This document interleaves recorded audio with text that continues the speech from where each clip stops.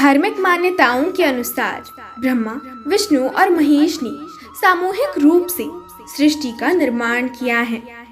ब्रह्मा विधाता हैं, विष्णु संचालक अर्थात पालनहार हैं और महेश संहारक हैं। भगवान विष्णु इस जगत की पालनहार कहलाते हैं और इसके लिए उन्हें कई बार धर्म की मर्यादा का भी उल्लंघन करना पड़ा।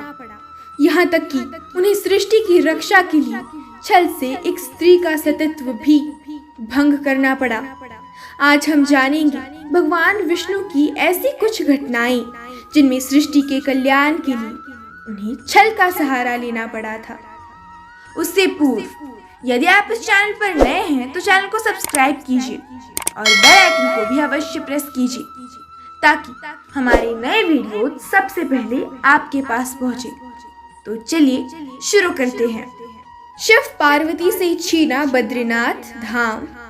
भगवान विष्णु को तपस्या के लिए एकांतवास की आवश्यकता थी, तो उन्होंने भगवान शिव और पार्वती का निवास स्थान बद्रीनाथ धाम सर्वाधिक उपयुक्त लगा। तब विष्णु ने शिशु अवतार लिया और बद्रीनाथ स्थित शिव की कुटिया के बाहर आकर रोने लगी। बच्चे के रोने की आवाज सुनकर माता पार्वती वहां आई, उसे शांत किया और कुटिया के अंदर ले जाकर सुला दिया और शिवजी के साथ स्नान करने चली गई। वापस आने पर देखा कि दरवाजा अंदर से बंद था।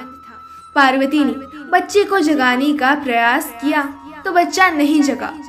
तब शिवजी ने कहा कि अब उनके पास दो ही विकल्प हैं, या तो यहाँ की हर चीज वो जला दे या फिर यहाँ से कहीं और चले जाए। बच्चे के अंदर सोने के कारण वो उस कुटिया को नहीं जला सकते थे। अंत में उन्हें बद्रीनाथ छोड़कर केदारनाथ में अपना निवास स्थापित करना पड़ा। मधु कैटब का वध। मधु और कैटब नाम के दो शक्तिशाली दैत्य थे जो ब्रह्मा जी को मारना चाहते थे। स्वभाव से तपस्वी ब्रह्मा जी भगवान विष्णु की शरण में आए और बोले, हे प्रभु, आप हमारी इन दैत्यों से रक्षा करें। किंतु इन दोनों दैत्यों को इच्छा मृत्यु का वरदान प्राप्त था। भगवान विष्णु ने छल से कुछ ऐसी सम्मोहन विद्या अपनाई कि दोनों दैत्यों ने प्रसन्न होकर उनसे वरदान मांगने को कहा। भगवान विष्णु ने वरदान मांगा कि मेरे हाथों से मृत्यु स्वीकार करो। उनके तथास्तु बोलते ही भगवान विष्णु ने अपने सुदर्शन से उनका वध कर दिया। राजा बलि से राजपाट छीना। त्रेता युग में बलि नाम का दैत्य भगवान विष्णु का परम भक्त था। वो बड़ा दानी, सत्यवादी और धर्मपरायण था। आकाश, पाताल और पृथ्वी तीनों लोग उसके अधीन थे, जिससे दुखी होकर सभी देवताओं ने भगवान विष्णु के पास जाकर उनकी स्तुति की।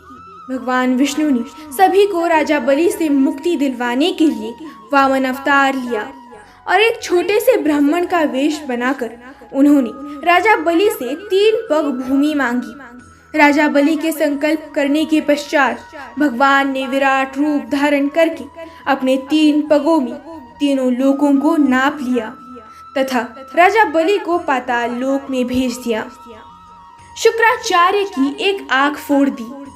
राजा बलि जब वामन अवतार को 3 पग धरती दान करने का संकल्प ले रहे थे, तब दैत्यों के गुरु शुक्राचार्य ने राजा बलि को आगाह किया कि ये वामन अवतार कोई और नहीं अपितु भगवान विष्णु हैं, जो छल से आपका सारा राजपाट छीन लेंगे।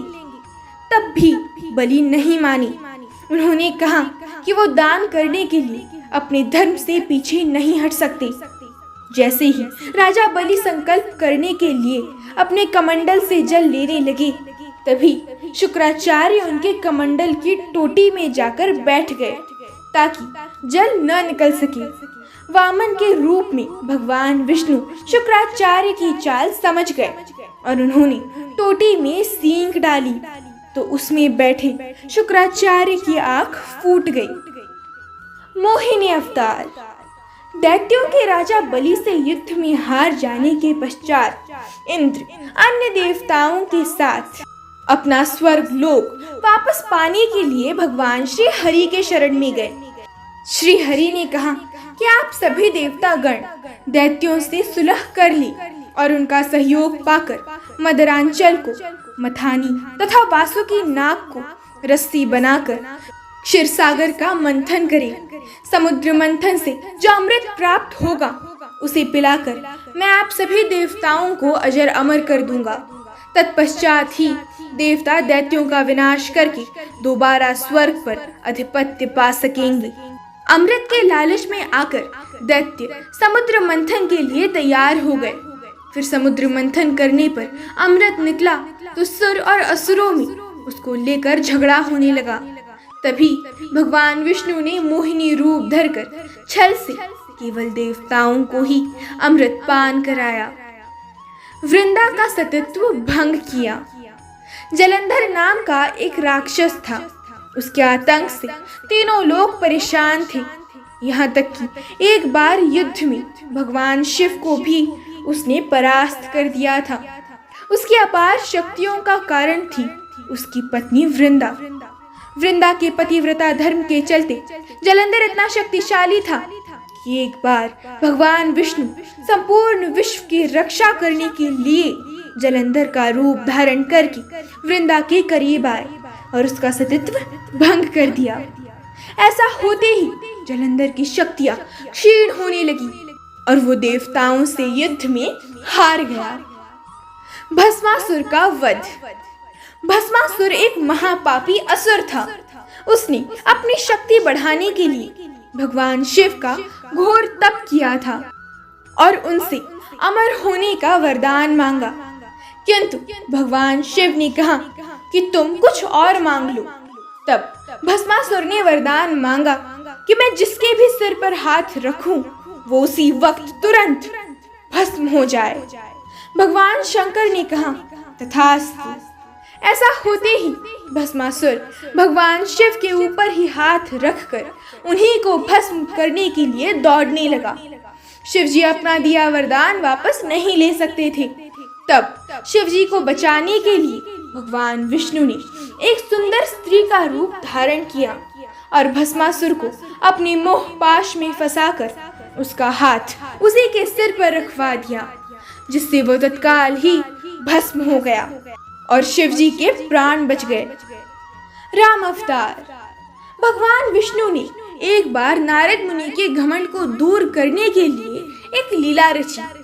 राह चलते नारद जी को एक सुंदर कन्या मिली और उसने उन्हें अपने स्वयंवर में आने का निमंत्रण भेजा। अब नारद जी भगवान विष्णु के पास गए और बोले, मुझे अपने जैसा सुंदर बनाते हुए हरि का रूप प्रदान कीजिए। भगवान ने ऐसा न करते हुए उन्हें एक वानर का रूप दे दिया। जैसे ही वो स्वयंवर में पहुंचे सभी लोग उन्हें देखकर हंसने लगे। नारद जी को कुछ समझ न आ रहा था। तब शिव गणों ने उन्हें पानी में उनका रूप दिखाया तो उन्हें भगवान विष्णु पर बहुत क्रोध आया। उन्होंने श्री हरि को श्राप दिया कि जिस प्रकार आपके कारण मुझे स्त्री वियोग हुआ है उसी प्रकार आपको भी स्त्री से वियोग सहना पड़ेगा। तभी श्री राम का अवतार लेने पर भगवान विष्णु को माता सीता से वियोग सहना पड़ा था और कृष्ण के रूप में राधा से वियोग सहना पड़ा था। इस प्रकार भगवान विष्णु ने इस जगत के कल्याण हेतु अनेकों बार छल किया है, किंतु वो छल जगत के कल्याण के लिए आवश्यक थे। कहते हैं ना, किसी अच्छे काम के लिए कुछ गलत करना पड़े तो वो सही होता है। ओम नमो भगवते वासुदेवाय नमः।